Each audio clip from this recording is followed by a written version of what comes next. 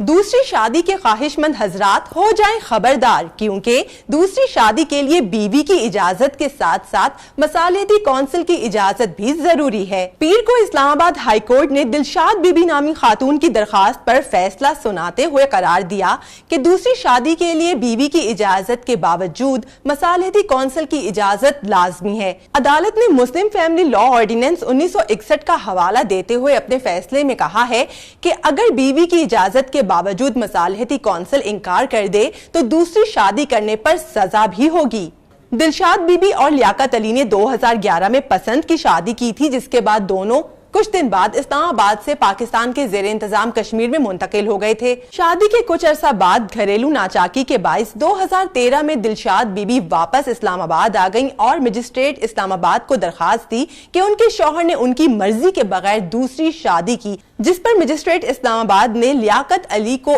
1 माह कैद और 5000 जुर्माने की सजा सुनाई। मजिस्ट्रेट इस्लामाबाद के फैसले के खिलाफ लियाकत अली ने एडिशनल सेशन जज को दरखास्त दी कि वो चूंकि आजाद कश्मीर के रिहायशी हैं, इसलिए इस्लामाबाद का अदालती दायरा कार उन पर लागू नहीं होता, जिस पर एडिशनल सेशन जज ने उन्हें बरी करने का हुक्म दे दिया। दिलशाद बीबी ने 2017 में एडिशनल सेशन जज के इस फैसले के खिलाफ इस्लामाबाद हाई कोर्ट में दरखास्त दायर कर दी। इस्लामाबाद हाई कोर्ट ने पीर के रोज दरखास्त पर फैसला सुनाते हुए वाजे किया कि जिस शख्स के पास पाकिस्तान का कौमी शनाख्ती कार्ड मौजूद है उस पर तमाम कवानीन लागू होते हैं। अदालत ने पहली बीवी की अपील पर लियाकत अली की बरियत का फैसला कलअदम करार देते हुए कहा कि दूसरी शादी के लिए बीवी की इजाजत के बावजूद मसालियाती कौंसिल की इजाजत जरूरी है।